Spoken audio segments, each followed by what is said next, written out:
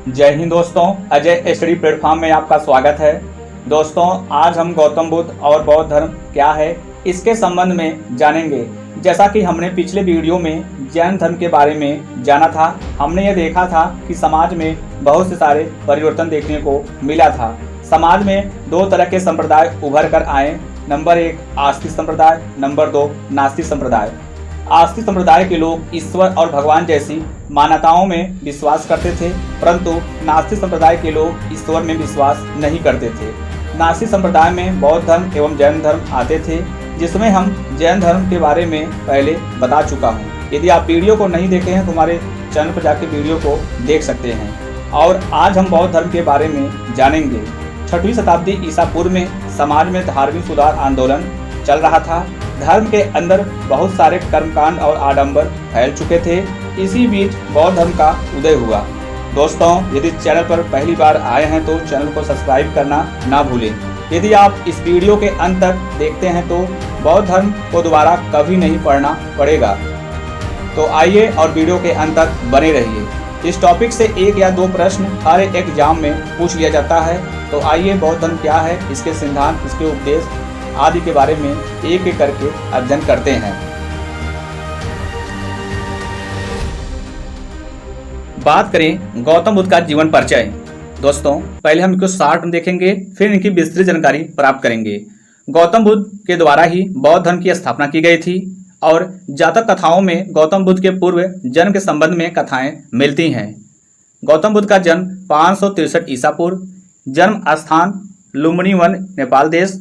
प्रारंभिक नाम सिद्धार्थ, पिता सुधोधन, माता महामाया देवी और सतोली माता प्रजापति गौतमी और पुत्र राहुल, पत्नी यशोधरा। गृहत्याग 29 वर्ष आयु में, जिसे महाभिनि स्क्रमण कहा गया, और मृत्यु 483 ईसा पूर्व में, जिसे महापरिनिर्वाण कहा गया। इस प्रकार, और इनकी मृत्यु जहाँ हुई थी वह उत्तर प्रदेश यानी कुशीनगर में हुआ था। तो इस प्रकार यहाँ से 1-2 प्रश्न पूछ लेता है, इसलिए इसको 60 नोट में बना दिया हूँ। इसको आप लिख सकते हैं, नोट कर सकते हैं, परीक्षा दृष्टि से इंपॉर्टेंट है। अब चलते हैं आगे, इनकी बात करते हैं। गौतम बुद्ध के पिता का नाम सुधोधन और वे शाक वंश से संबंधित थे, जो कि दक्षिण नेपाल से संबंधित है, और माता का नाम महामाया देवी था, जो कोली वंश की संबंधित थी। सुधोधन कपिल वंश के राजा थे। उनकी पत्नी महामाया देवी को संतान होने वाली थी, जिसके लिए वह अपने मायके जा रही थी। इसी क्रम में रास्ते में एक वन जिसका नाम लुम्बिनी वन था, वहां उन्हें प्रसव पीड़ा शुरू हो गई थी और वहां उन्हें एक पुत्र की प्राप्ति हुई, और वह पुत्र आगे चलकर गौतम बुद्ध के नाम से जाना गया। और यह लुम्बिनी वन वर्तमान में नेपाल देश में स्थित है। यह लुम्बिनी वन गौतम बुद्ध का जन्म स्थान बना। परंतु गौतम बुद्ध के जन्म के 7 दिनों के बाद ही उनकी माता महामाया देवी का देहांत हो गया था, और उनके पिता सुधोधन ने गौतम बुद्ध की देखभाल और लालन पालन के लिए उनकी मौसी प्रजापति गौतमी से विवाह कर लिया था। जब सुधोधन ने गौतम बुद्ध की कुंडली दिखाई तो कौंडी ऋषि द्वारा 2 गतियों के बारे में बताया गया, जिसमें कहा गया कि या तो ये चक्रवर्ती सम्राट बनेंगे या तो बहुत बड़े सन्यासी बनेंगे। उनके पिता सुधोधन गौतम बुद्ध को एक राजा के रूप में देखना चाहते थे, इसलिए वे परेशान रहने लगे कि कहीं उनका पुत्र सन्यास के मार्ग पर न चला जाए। और अपने पिता के इच्छा से उल्टा गौतम बुद्ध ने वनों में रहना, शांत स्वभाव से चिंतन करना और अकेले रहने का भाव रखते थे। उनके पिता इसी भय और परेशानी की वजह से 16 वर्ष की आयु में गौतम बुद्ध का विवाह करा दिया गया था। यह इसलिए कराया गया था ताकि गौतम बुद्ध विवाह के बाद सांसारिक जीवन में फंस जाएं और सन्यास की तरफ उनका ध्यान न जाए। गौतम बुद्ध का विवाह यशोधरा नामक कन्या से हुआ और उससे उनके एक पुत्र की प्राप्ति हुई, जिसका नाम राहुल रखा गया। परंतु यह विवाह और पुत्र बंधन भी उन्हें सन्यास से अलग नहीं कर पाया। इस क्रम में एक दिन वे अपने राज्य के भ्रमण के लिए निकले और उनके सारथी का नाम चन्ना था और घोड़े का नाम था कंथक। कंथक उनके दरबार का सबसे सक्षम और सफ़ेद घोड़ा था। अपने भ्रमण के क्रम में वहां उन्हें 4 तरह के दृश्य देखे, जो इस प्रकार हैं। पहला है वृद्ध व्यक्ति। उन्होंने एक वृद्ध व्यक्ति का दृश्य देखा जो बहुत ही कमजोर था और उसे देखकर गौतम बुद्ध बड़े ही दुखी हुए। दूसरा, बीमार व्यक्ति, उन्होंने एक बीमार व्यक्ति का दृश्य देखा जो अपने बीमारी और जीवन को अच्छा करने का प्रयास कर रहा था और उसको बहुत कष्ट हो रहा था और उसे देखकर गौतम बुद्ध और भी दुखी हो गए। अगला मृत व्यक्ति, उन्होंने एक मृत व्यक्ति का दृश्य देखा और उनके मन में यह विचार आया कि इंसान पूरे जीवन में धन, वैभव और अहंकार में लिप्त रहता है, लेकिन उसका अंत तो मृत्यु ही है। और अगला बात करें सन्यासी, उन्होंने एक सन्यासी का दृश्य देखा जो प्रसन्न और हर्षित अवस्था में था और उनके मन में विचार आया कि जीवन के सभी दुखों और कष्टों के निवारण के लिए सन्यास ही सबसे बेहतर मार्ग है।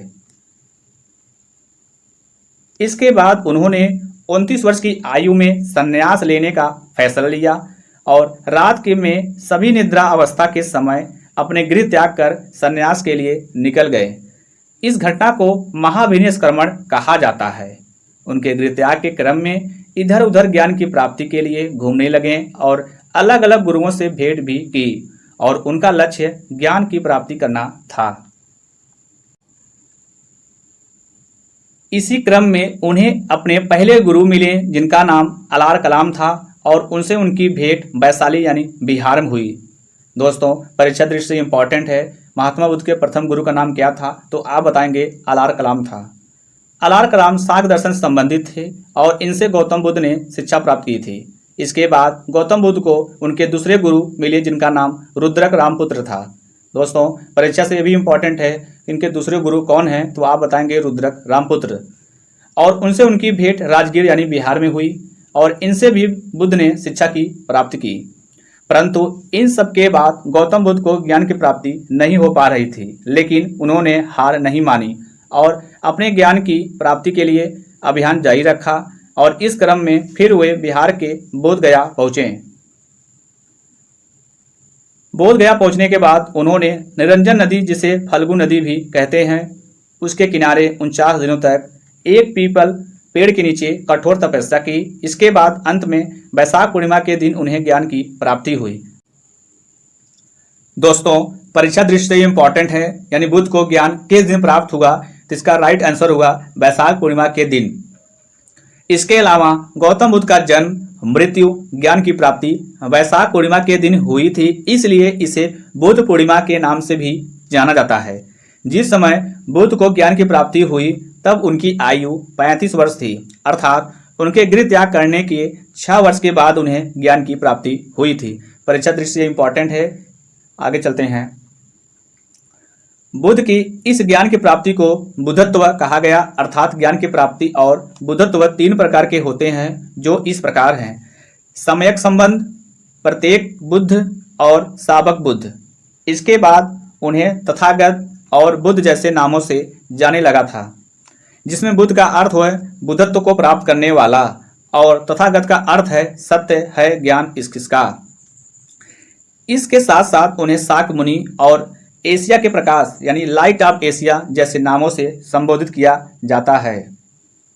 अपनी इस ज्ञान की प्राप्ति के बाद उन्हें बौद्ध धर्म का प्रसार आरंभ किया और इस क्रम में उनके सबसे पहले 5 शिष्य बने और इन 5 शिष्य में से आनंद उनका सबसे प्रिय शिष्य था। इन 5 शिष्यों को उन्होंने अपने सबसे पहले उपदेश दिया था और अपना यह सबसे पहला उपदेश उन्होंने सारनाथ उत्तर प्रदेश में दिया था। सारनाथ को ऋषिपट्टनम के नाम से भी संबोधित किया जाता है। बाद में उनका चचेरा भाई देवदत्त भी उनका शिष्य बन गया था।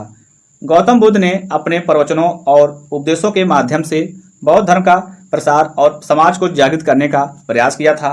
वर्तमान में भी बौद्ध धर्म कई देशों में विस्तृत है। इस क्रम में उन्होंने बहुत सारे संघ भी बनाए, जिसके माध्यम से उनके बहुत सारे भिक्षुक बनते गए और भिक्षुक बौद्ध धर्म के प्रसार के लिए करते गए।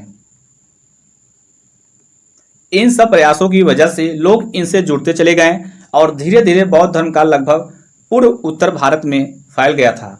उत्तर भारत के बड़े और प्रमुख धर्मों में से एक बन गया था।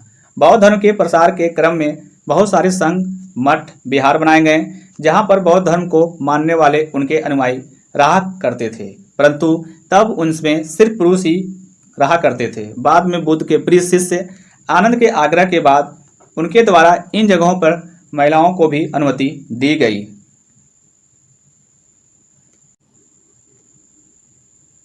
बौद्ध धर्म में महिलाओं को अनुमति देने के बाद उनकी सौतेली माता प्रजापति गौतमी थी, जिसके संबंध में हमने ऊपर चर्चा की थी, और उनकी प्रथम महिला शिष्य और बौद्ध धर्म को अपनाने वाली पहली महिला बनी थी। इसके साथ ही साथ उस समय की वैशाली के प्रमुख नृत्यांगना, जिनका नाम आम्रपाली था, उसने भी बौद्ध धर्म को अपना लिया था। दोस्तों, परीक्षा दृष्टि से बहुत इंपॉर्टेंट है, यानी कोई पूछेगा बौद्ध धर्म को अपनाने वाली प्रथम महिला, तो आप बताएंगे प्रजापति गौतमी थी, और जब पूछेगा द्वितीय जो है महिला कौन थी, तो आम्रपाली थी। इस क्रम में बुद्ध द्वारा सबसे ज़्यादा उपदेश श्रावस्ती में दिए गए, जो कौशल की राजधानी थी। वर्तमान में यह उत्तर प्रदेश में स्थित है। इसके बाद गौतम बुद्ध ने अपने जीवन का सबसे अंतिम उपदेश अपने शिष्य सुबोध को दिया था, और 80 वर्ष की आयु में उनकी मृत्यु कुशीनगर उत्तर प्रदेश में हो गई थी। इस घटना को महापरिनिर्वाण कहा गया। इसके बाद गौतम बुद्ध ने अपने जीवन का सबसे अंतिम उपदेश अपने शिष्य सुबोध को दिया था, और 80 वर्ष की आयु में उनकी मृत्यु कुशीनगर उत्तर प्रदेश में हो गई थी। इस घटना को महापरिनिर्वाण कहा जाता है, और उन्होंने अपने पूरे जीवन में नैतिक ज्ञान लोगों तक पहुंचाने का प्रयास किया। दोस्तों, परीक्षा दृष्टि से इंपॉर्टेंट है, जब इनकी मृत्यु होती है तो उन्हें क्या कहा गया, तो आप बताएंगे महापरिनिर्वाण कहा गया। अब हम बात करेंगे बौद्ध संघ। संघ संस्कृत भाषा से लिया गया है, जिसका तात्पर्य समुदाय या सभा है। बौद्ध संघ में बौद्ध भिक्षु और उपासक रहा करते थे, और वे घूम घूम कर बौद्ध धर्म का प्रचार और प्रसार करते थे। बौद्ध धर्म पूरे उत्तर भारत में माने जाने लगा था, और बहुत सारे राजाओं ने भी बौद्ध धर्म का सहयोग किया और उसे अपना ग्रहण किए। जैसे मगध में बिम्बिसार अजातशत्रु थे, कौशल के प्रसन्नजीत थे, और कौशाम्बी के राजा उदयन थे। उत्तर भारत के कई राज्य, जैसे सबसे ज़्यादा मौर्य सम्राट अशोक ने बौद्ध धर्म का प्रचार प्रसार किया था, और इसे पश्चिमी एशिया, वर्मा, श्रीलंका जैसे देशों तक पहुँचाया। अब हम बात करेंगे बौद्ध भिक्षु और उपासक। जिन लोगों ने संघ के नियम, जो बौद्ध ग्रंथ विनय पिटक के द्वारा बताए गए थे, जिन्होंने योगी तत्वों को स्वीकार किया, वे बौद्ध भिक्षु श्रेणी में आ जाते, और जो लोग सिर्फ बौद्ध धर्म की शरण में आए और उन्हें मानने लगे, उन्हें बौद्ध धर्म के उपासक श्रेणी में आते थे। गौतम बुद्ध की जीवन घटनाएं, उनके प्रतीक एक नजर में देखते हैं। जन्म कमल और साण, गृह त्याग घोड़ा, ज्ञान पीपल, निर्वाण पद चिन्ह, प्रथम उपदेश धर्म चक्र परिवर्तन, और 8 क्षण वाला चक्र यानी मृत्यु स्तूप। बौद्ध धर्म के 4 आर्य सत्य। नंबर 1 दुख, नंबर 2 दुख समुदाय, नंबर 3 दुख निरोध, और नंबर 4 दुख निरोध मार्ग। उन्होंने बताया कि इंसान को पूरे जीवन में दुख तो देखना ही पड़ेगा। दुख अकेला नहीं बल्कि पूरे समुदाय में होगा। दुख का निरोध अर्थात कम किया जा सकता है, यानी खत्म किया जा सकता है। दुख को खत्म करने के लिए उसका निरोध मार्ग भी है। अब हम बात करेंगे बौद्ध धर्म के अष्टांगिक मार्ग। गौतम बुद्ध द्वारा इन दुखों को खत्म करने के लिए अष्टांगिक मार्ग बताए गए, अर्थात दुखों को खत्म करने के लिए 8 रास्ते, जो इस प्रकार हैं। नंबर 1 सम्यक दृष्टि, नंबर 2 संयम संकल्प, नंबर 3 सम्यक वाक, नंबर 4 सम्यक कर्म, नंबर 5 सम्यक आजीव, नंबर 6 सम्यक व्यायाम, नंबर 7 सम्यक स्मृति, और नंबर 8 सम्यक समाधि। बौद्ध धर्म के 10 शील गुण थे, जो इस प्रकार हैं। सत्य, अहिंसा, अस्तेय, ब्रह्मचर्य, अपरिग्रह, कोमल शय्या और सुखद बिस्तर का त्याग, अविलासिता, विलासी जीवन त्याग अर्थात नृत्य और गायन से बचना, असमय भोजन त्याग, मद्यपान का त्याग यानी नशीले पदार्थ से बचें, कंचन कामनी का त्याग यानी स्वर्ण और नारियों से बचना। इस प्रकार उन्होंने 10 शील गुण बताए थे। अगला बात करें बौद्ध धर्म के 3 रत्न कौन कौन हैं। नंबर 1 बुद्ध, नंबर 2 धम्म, और नंबर 3 संघ। अब हम बात करेंगे बौद्ध संगतियाँ। दोस्तों, यह टॉपिक इंपॉर्टेंट है, यहाँ से एक प्रश्न जरूर पूछा जाता है, इसलिए इस टॉपिक को आप नोट कर लें या 1-2 बार वीडियो को जरूर देखें। जब गौतम बुद्ध की मृत्यु 483 ईसा पूर्व में हो जाती है और उन्हें निर्वाण की प्राप्ति हो जाती है, तो उनके बाद बौद्ध धर्म को आगे बढ़ाने और उसकी प्रगति के लिए बौद्ध धर्म के विद्वानों और अनुयायियों द्वारा संगतियाँ या सभाएं आयोजित कराई जाती है ताकि बौद्ध धर्म को आगे बढ़ाया जा सके। आइए उन संगतियों पर दृष्टि डालें। पहला है प्रथम बौद्ध संगति, जिसका समय 483 ईसा पूर्व, स्थान है राजगिरी और अध्यक्ष थे महाकश्यप और शासनकाल था अजात शत्रु। द्वितीय बौद्ध संगतियाँ, समय है 383 ईसा पूर्व, स्थान है वैशाली, इसके अध्यक्ष थे सावाकामी या सर्वकामी और शासनकाल था कालाशोक। तृतीय बौद्ध संगति 255 ईसा पूर्व में, स्थान है पाटलिपुत्र और इसके अध्यक्ष थे मोगलितपुत्र तिस्य और शासनकाल था अशोक। चतुर्थ बौद्ध संगतियाँ जो प्रथम शताब्दी में हुआ था, स्थान है कुंडलवन, इसके अध्यक्ष थे वसुमित्र और उपाध्यक्ष थे अश्वघोष और शासनकाल था कनिष्क। दोस्तों, परीक्षा दृष्टि से इम्पॉर्टेंट है, इसलिए इस टॉपिक को आप लर्न करें, अभ्यास करें। बात करें चतुर्थ बौद्ध संगतियाँ, यह प्रथम ईस्वी में हुआ था, यानी परीक्षा दृष्टि में पूछा जाता है कि प्रथम ईस्वी में यानी ईस्वी में कौन सी बौद्ध संगतियाँ हुई थी, तो आप बताएंगे चतुर्थ, और किसके शासनकाल में हुआ था तो आप बताएंगे कनिष्क। और इसी बौद्ध संगतियाँ में बौद्ध धर्म को दो भागों में बढ़ जाते हैं। नंबर 1 है हीनयान और नंबर 2 है महायान। तो इस प्रकार बौद्ध धर्म संगतियों के बारे में हमने चर्चा किया। आप इस टॉपिक को 1 या 2 बार जरूर देखें, नोट कर लें, अभ्यास करें, परीक्षा की दृष्टि से यह इम्पॉर्टेंट है। अब हम बात करेंगे बौद्ध साहित्य एवं धर्म ग्रंथ। बौद्ध धर्म की 3 धार्मिक पुस्तकें हैं जिसको हम बोलते हैं त्रिपिटक। पहला है सुत्त पिटक, दूसरा है विनय पिटक और तीसरा है अभिधम्म पिटक। सुत्त पिटक की बात करें, इस धर्म में ग्रंथ की रचना प्रथम बौद्ध संगति दौरान की गई थी। इस ग्रंथ में गौतम बुद्ध के दिए गए उपदेशों और विचारों को संकलित किया गया है ताकि आने वाली पीढ़ी और समाज को बुद्ध के दिए गए ज्ञान को समझाया जा सके। विनय पिटक, इस धर्म ग्रंथ में की रचना प्रथम बौद्ध संगति के दौरान की गई थी। इस धर्म ग्रंथ में बौद्ध धर्म के बने संघ, जहां बौद्ध धर्म का प्रचार प्रसार किया जाता था, वहां रहने के लिए बौद्ध भिक्षुक और अनुयायियों को किन किन नियमों का पालन करना था, उसको संकलित किया गया है।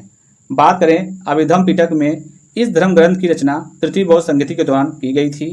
इस धर्म ग्रंथ में गौतम बुद्ध के द्वारा उनके दार्शनिक विचारों को संकलित किया गया है, जिसमें वे कहानियाँ के माध्यम से शिक्षा दे रहे हैं। अब हम बात करेंगे जातक कथाएं। इन जातक कथाओं में गौतम बुद्ध और उनके पूर्व जन्मों से संबंधित जानकारी प्राप्त होती है।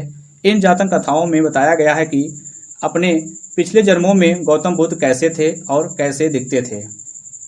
जैसे अजंता की गुफाओं में जो चित्रण मिलता है उन्हीं से। दोस्तों, जैसा कि आपको पता होगा, बिहार स्पेशल में बिहार में महत्वपूर्ण बौद्ध तीर्थ स्थल कौन है, एक एक करके अध्ययन कर लेते हैं। परीक्षा दृष्टि से यहाँ 1 या 2 प्रश्न बनते हैं। तो नंबर 1 है बोध गया। बोध गया सबसे महत्वपूर्ण बौद्ध तीर्थ स्थल है। यहीं पर गौतम बुद्ध को पीपल पेड़ के नीचे ज्ञान की प्राप्ति हुई थी। बोध गया निर्जना नदी तट पर है, तो इस जगह का नाम भी उरुबेल ही है। महाबोधि मंदिर बोध गया को 2002 में यूनेस्को द्वारा विश्व धरोहर स्थल में घोषित किया गया है। परीक्षा दृष्टि से इम्पॉर्टेंट है। अब बात करेंगे प्रागबोधि। प्रागबोधि भी बिहार का एक बौद्ध तीर्थ है। प्रागबोधि का अर्थ है ज्ञान प्राप्ति से पहले। प्रागबोधि में बुद्ध की तपस्या की, मनुष्य को दुख का कारण, दुख से मुक्त का उपाय खोजना चाहता है। यह स्थान फल्गु नदी तट पर और एक पर्वत चोटी पर स्थित है, ये आप देख सकते हैं। अब हम बात करेंगे बराबर गुफाएं। बराबर गुफाएं का निर्माण 322 से 185 ईसा पूर्व के बीच हुआ था। यह भारत की सबसे पुरानी रॉक कट गुफा थी। यह बिहार के जहानाबाद जिले के मखदूमपुर ब्लॉक के बराबर नागार्जुन की जुड़वा पहाड़ियों के पास है, ये देख लीजिए आप। चंपानगर। चंपानगर बौद्ध तीर्थ स्थल भागलपुर जिले में स्थित है। यह स्थान भगवान बुद्ध के उपदेशों के लिए प्रसिद्ध है। डोना स्तूप। डोना स्तूप घास के टीले में तब्दील पवित्र बर्तन के लिए जाना जाता है। एक टीले के ऊपर एक मंदिर स्थित है। यहाँ देवी तारा की मूर्ति पूजा की जाती है। डोना स्तूप के पीछे एक कहानी है। बुद्ध के परिनिर्वाण के बाद उनकी राख को 4 बुद्ध शिष्यों के बीच बांट दिया गया था। घोसरावा घोसरावा बिहार के सरयू के पास स्थित है। यह भगवान बुद्ध की 10 फीट ऊंची चमकदार काले पत्थर की प्रतिमा है। बोधिसत्वों के कारण भी त्रासण पर्यटकों के आकर्षण का केंद्र है। अब बात करें गुरपा। गुरपा बिहार का एक बौद्ध तीर्थ स्थल है। यह बोध गया से 40 किलोमीटर दूर है। कहानी के अनुसार यह वह स्थान है जहां महाकश्यप ने मैत्रेय की प्रतीक्षा की थी। आप देख सकते हैं फिगर में। अगला है हाजीपुर।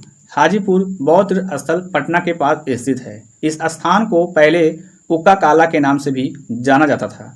यह स्थल आनंद के अवशोषों के लिए लोकप्रिय है और भगवान बुद्ध के शिष्य थे। इंदासाला गुफा। इंदासाला गुफा राजगीर के पास स्थित है। यह बुद्ध द्वारा दिए गए सक्का पनाह सूत्र प्रवचन के लिए प्रसिद्ध है। जब सक्का अपने 8 प्रश्नों को उत्तर जानने के लिए बुद्ध के पास पहुंचे थे तो उन्होंने उन्हें एक भाषण दिया था। सेथियन। सेथियन में राजा बिम्बिसार अपनी पत्नी के साथ बुद्ध से मिलते थे। आकर्षण केंद्र के रूप में सुपिता सेथिया के ऊपर स्तूप का निर्माण किया गया था। बात करें केसरिया स्तूप। यह बिहार के पूर्वी चंपारण में स्थित है। यहाँ बुद्ध अपने प्रवचन कालमा लोगों को कालमा सूत्र दिया था। इस जगह का नाम केस पट्टा भी है। यह बौद्ध तीर्थ विश्व स्तर में 6 मंजिला रचनाओं वाला सबसे बड़ा स्तूप है। नालंदा विश्वविद्यालय। नालंदा विश्वविद्यालय सबसे बड़ा बौद्ध मठ और कुमारगुप्त द्वारा स्थापित पहला भारतीय आवासीय विश्वविद्यालय था। ऐसा माना जाता है इस विश्वविद्यालय का ज्ञान चीनी तीर्थयात्रियों को साहित्य कार्यों से मिलता है। तुर्की आक्रमणकारी बख्तियार खिलजी ने 1193 ईस्वी में इसे नष्ट कर दिया था। इसकी खुदाई वर्ष 1960-69 के भारतीय पुरातत्व सर्वेक्षण के तहत की गई थी। आप देख सकते हैं फिगर में। लिच्छवी। लिच्छवी की राजधानी जो विश्व का गणतंत्र है।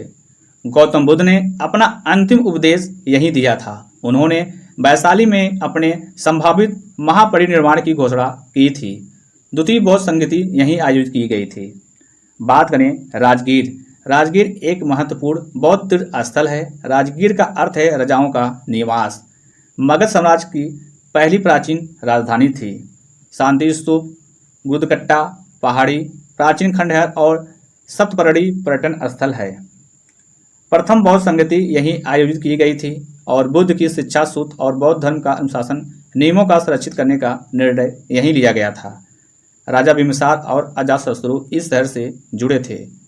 दोस्तों, ये थे आज के टॉपिक बौद्ध धर्म संबंधित जो भी टॉपिक थे, एक एक करके मैंने अध्ययन किया और इस टॉपिक को 1 या 2 बार जरूर देखें। सारे जो है बौद्ध धर्म से संबंधित जो भी प्रश्न आते हैं यहीं से सब मिल जाएंगे। तो आज के लिए इतना ही। धन्यवाद। आपका दिन शुभ हो। जय हिंद। वंदे मातरम। राधे राधे।